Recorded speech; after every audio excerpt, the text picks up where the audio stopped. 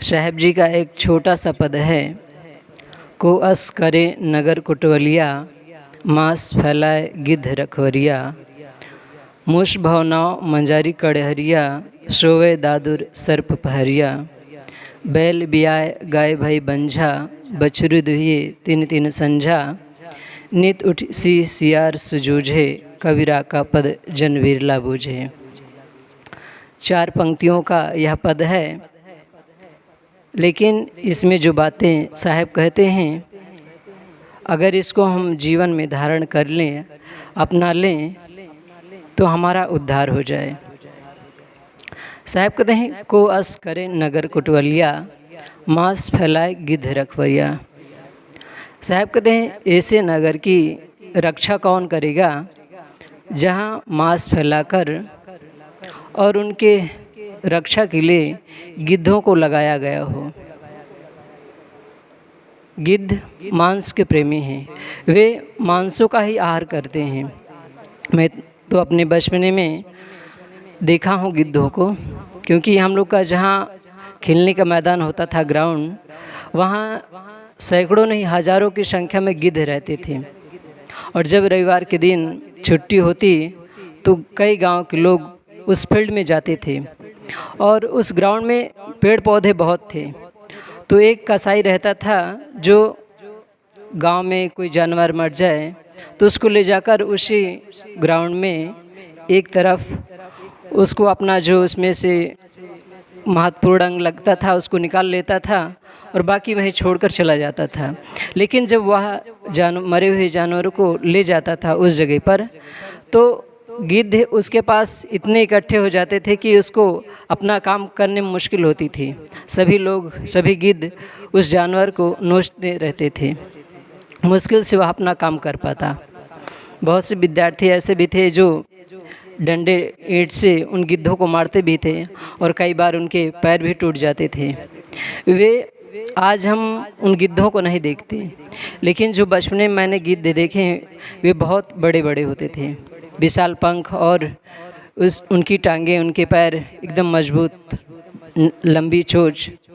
आजकल तो वे दिखाई ही नहीं देते।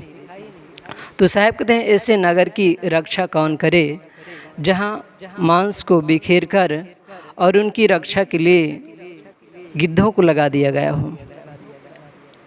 यहाँ मांस है विषय भोग और गिद्ध हैं इंद्रियाँ। बहुत लोग कहते कि हम भोगों को भोगते हुए भी हम कृतार्थ हैं, हम आत्म स्वरूप में जीते हैं। लेकिन जो व्यक्ति ऐसा कहता है बंधुओं, वह झूठी बात कहता है।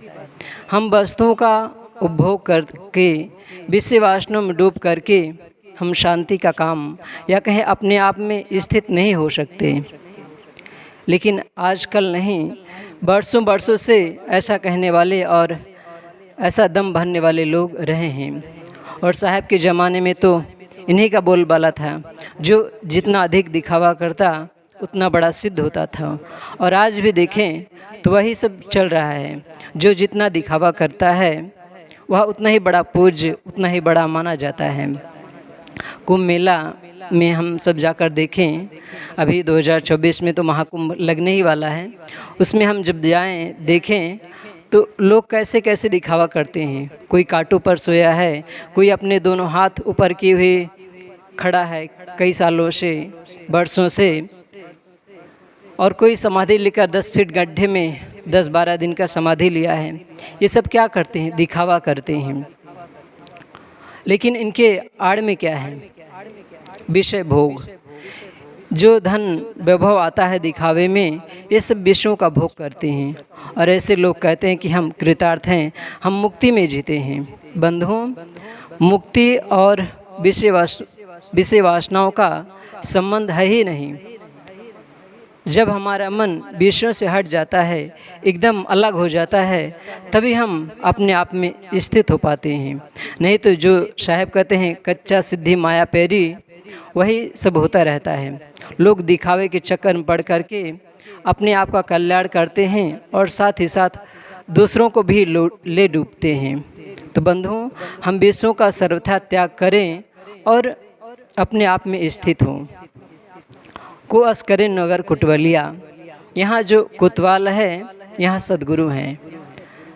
मानो सद्गुरु कहते हों, कोई गुरु कहता हो कि मैं ऐसे लोगों की रक्षा कैसे कर पाऊँगा जो दिन रात तो विषयों में डूबा है, विषयों का भोग करता है और दम भरता है, दिखावा करता है कि मैं तो इससे सर्वथा भिन्न हूँ, मैं तो इससे निर्लेप हूँ।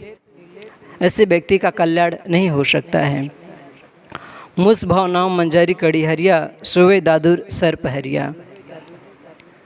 साहब कहते हैं चूहे नौका यात्री बन गए और बिल्ली उनको पाल लगाने के लिए नौका खेने लगी, और दूसरी तरफ मेढक आराम करते हैं और उनकी रक्षा में सर्प पहरे देते हैं।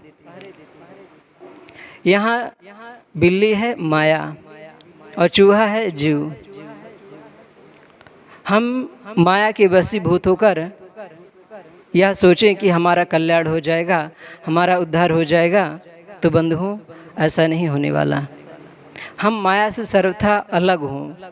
विषय वासनाओं का जो संबंध हमारा अनादिकाल से रहा है, और देखें आज भी हम उन्हीं का सेवन कर रहे हैं, उसी में डूबे हैं, उससे सर्वथा अपने आप को अलग करें।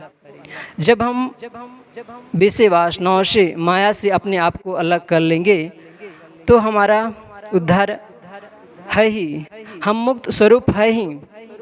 बशर्ते बीच में जो मन में काइयाँ जम गई हैं विषय वासनाओं की, रागात्मक वृत्तियों की, उसी के नाते हम जन्मों जन्मों से भटके हैं, नहीं तो हम कृतार्थ रूप थे ही।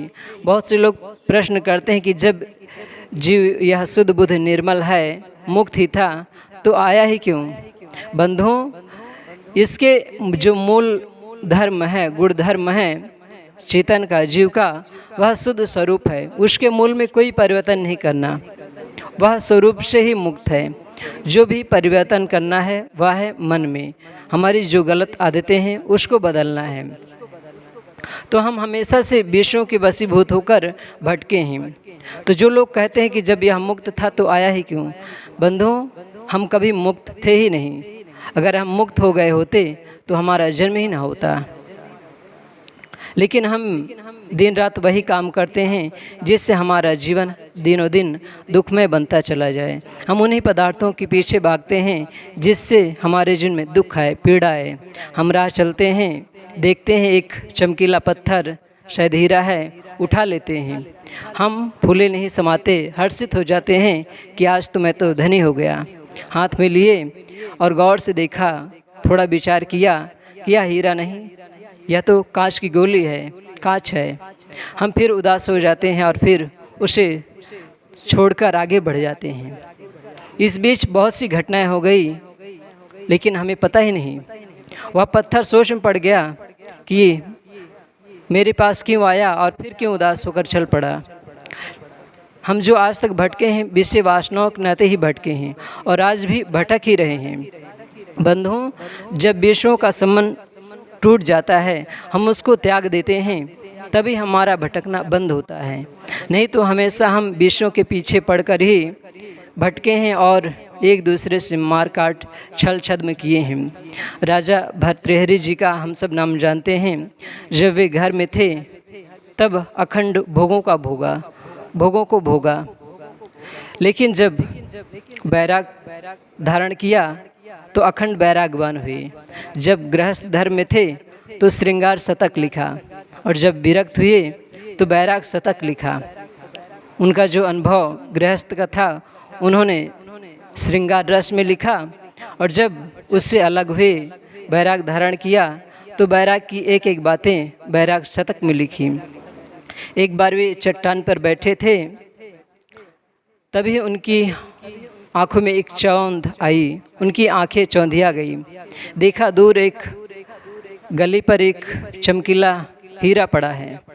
एक पल के लिए उनके मन में ख्याल आया कि जाकर उठा लूं, और तुरंत ही सावधान हो गए कि सब कुछ छोड़ दिया, राजपाट, धन दौलत, और इस हीरे के लिए मन लालायित हो रहा है। और तुरंत ही वे आँख मूंदकर समाधि की स्थिति में चले गए। तभी उनको घोड़ों की टाप की आवाज़ आती सुनाई दी, और दो घुड़सवार आकर पहुँचे और उस हीरे के पास रुक गए और तलवारें रख दी और कहे, पहले मेरी नज़र पड़ी है। दूसरे ने कहा, नहीं, पहले मैंने इस हीरे को देखा है। समाधान तो होने नहीं वाला था और तलवारें खिंची और ही अगले ही क्षण दोनों धराशायी हो गए, दोनों आपस में ही कटकर मर गए। उस हीरे को तो पता ही न चला कि क्या हो गया।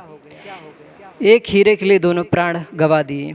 अभी तक जीवित थे लेकिन एक पदार्थ पर मर मिटे। बंधुओं, हम हमेशा से दुख पाए हैं तो विषयों के नाते हम हमेशा से पदार्थों के पीछे, वासनाओं के पीछे भटके हैं, इसलिए हमारा दुख ख़त्म ही नहीं होता।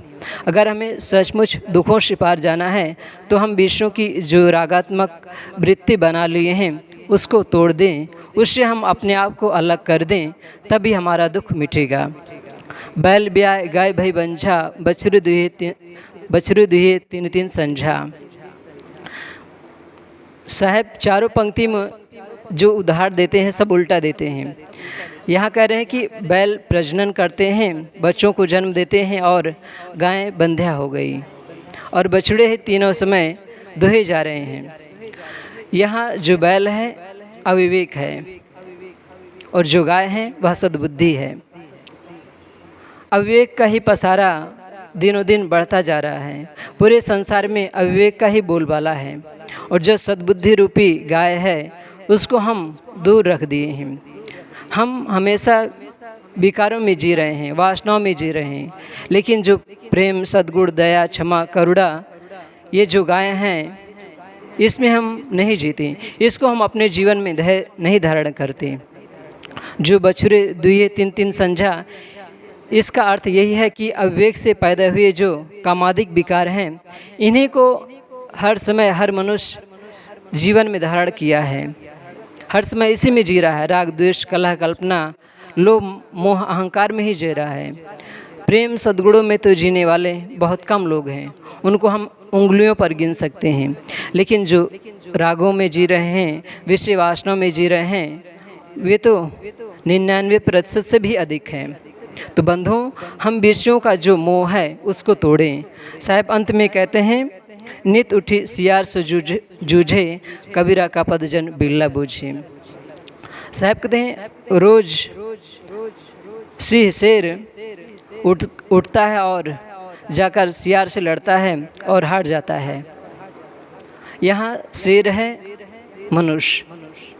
मनुष्य बलवान है, श्रेष्ठ है, शक्तिशाली है, उसके अंदर इतना सामर्थ्य, इतना ज्ञान है कि वह विषयों का जो गंदी आदतें हैं उसको जीत सकता है, लेकिन नहीं, वह विषयों के वशीभूत इस कदर हो गया है कि रोज़ रोज़ वह अपनी गलत आदतों से हार जा रहा है। और जब तक हम अपनी गलत आदतों से हारते रहेंगे बंधुओं, हमारा दुख मिटेगा नहीं, हम शांति को या कहें परमात्मा को उपलब्ध नहीं हो पाएंगे। जब हम वासनाओं को जीत लें, अपनी गंदी आदतों को त्याग दें, छोड़ दें, तभी हम कृतार्थ हो सकते हैं। जब राजसूय यज्ञ समाप्त हो गया और सभी राजे महाराजे अपने अपने घर को चले गए, तब महर्षि वेदव्यास जी भी अपने शिष्यों के साथ हिमालय जाने लगे। तभी युधिष्ठिर ने उन्हें रोका और पूछा, गुरुदेव, क्या शिशुपाल के मारे जाने पर अब उपद्रव समाप्त हो गया? वेदव्यास जी ने कहा, उपद्रव समाप्त नहीं हुआ है, बल्कि अब उपद्रव शुरू होगा और यह काम होगा अर्जुन भीम और एक और कोई थे, इनकी तिकड़ी में होगा। इतना कहकर वेदव्यास जी अपने शिष्यों के साथ हिमालय चले गए। उनके चले जाने के बाद युधिष्ठिर ने भाइयों से कहा, आप सबने सुना है कि महर्षि ने जो कहा है, अब मैंने निश्चय कर लिया है कि मैं अब आत्महत्या कर लूँगा। तो अर्जुन ने कहा, आप ऐसा कभी ना करें, आप इस व्यामोह में मत पड़ें, आत्महत्या ना करें। तो युधिष्ठिर ने कहा, अगर आप सब कहते हैं कि आत्महत्या मैं ना करूं, तो ठीक है, मैं आत्महत्या नहीं करूंगा, लेकिन आज से मैं एक प्रतिज्ञा लेता हूं, एक प्रण लेता हूं, और वह प्रण यह है कि आज से मैं वस्तुओं का उचित बंटवारा करूंगा, किसी से कटु वचन नहीं बोलूँगा और धन का उचित बंटवारा करूँगा, अपने और भाइयों के पुत्रों में स्नेह बराबर रखूँगा। महाराज युधिष्ठिर यहाँ बहुत सी बातें कहते हैं, लेकिन सब कुछ छोड़ने को तैयार हैं, लेकिन वे यहाँ थोड़ा भी जिक्र नहीं करते कि आज से मैं अपना जुआड़ीपन त्यागने का निश्चय करता हूँ। सारी बातें तो उन्होंने कह दी, छोड़ने को कह दिया, लेकिन जो उनकी गंदी आदत थी जुआ खेलने की, वे उसका जिक्र ही नहीं करते और इसी जुआ के नाते उनका विनाश हुआ। तो हम सबको चाहिए कि हम जो विषयों के पीछे हमेशा से भटके हैं और भटक रहे हैं, बंधुओं, हम इसका मोह तोड़ें, तभी हमारा जीवन सार्थक होगा। तो साहब इस चारों पद में कहते हैं को अस करे नगर कुटवलिया, मांस फैलाए गिद्ध रखवरिया, मुस भावनाओं मंजरी कड़ीहरिया, शोए दादुर सर पहरिया, बैल ब्याय गाय भई बंझा, बछरू देहे तिन तिन संझा, नित उठे सियार से जूझे, कबरा का पदजन बिरला बूझे। अंत में साहब जो कहते हैं कि मेरे इस पद को कोई बिरला समझेगा, अर्थात हमारे स्वरूप की जो स्थिति है, हमारा जो अपना स्वामी है, परमात्मा है, उसको समझने वाले लोग बहुत कम हैं। सभी तो ईश्वर परमात्मा को खोजने के लिए, ढूंढने के लिए बाहर दौड़ रहे हैं। सभी लोग उम्मीद लगाए हुए हैं कि कोई बाहर ईश्वर परमात्मा मौजूद है जो सुख दुख देता है। अगर उसका दर्शन हो गया, वह हमें मिल गया, तो हमारा दुख मिट जाएगा। साहब कहते हैं कोई ईश्वर परमात्मा बाहर नहीं है, तुम अपने आप को समझो, तुम ही श्रेष्ठ हो, तुम ही महान हो। जब तुम समस्त इच्छाओं कामनाओं को त्याग दोगे, तब तुम्हें एहसास होगा कि जिस ईश्वर, जिस परमात्मा को मैं हमेशा से बाहर खोजता रहा, वह तो मैं स्वयं ही था। अज्ञानतावश, मोहवश, विषयों के वशीभूत होकर मैं उसे बाहर खोजता रहा, बाहर ढूंढता रहा। तो बंधुओं, अगर हमें सचमुच परमानंद की उपलब्धि चाहिए, या कहें परमानंद में स्थित होना है, आत्मस्वरूप में स्थित होना है, तो हम विषयों का मोह छोड़ें और अपनी स्थिति को समझें और उसमें स्थित हों। और यह तभी होगा जब हम निरंतर संतों के पास आएँ। जब हम संतों के पास आते हैं तो उनके ज्ञान धन से हमारे जो कलमश हैं, मन में जो अनेक प्रकार के कुसंस्कार मौजूद हैं, वे धीरे धीरे मिटने लगते हैं और उनके दर पर सद्गुणों का विकास होता है और वही सद्गुण हमें शांति तक पहुंचाते हैं, अपने आप तक पहुंचाते हैं।